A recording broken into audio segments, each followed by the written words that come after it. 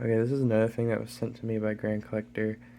The only thing I had to fix was the lights, but there was also, it's supposed to take a coin speaker, but there is room for like not quite the size of Billy Bass speaker, but like a little bit smaller, and it fit perfectly in there. So it has a bigger speaker now. Sounds way better.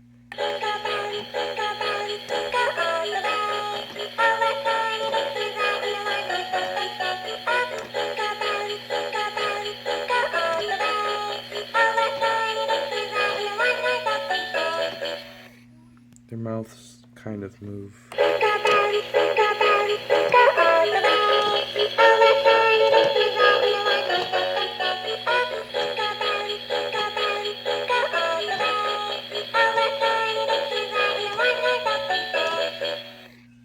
Yeah, that's it.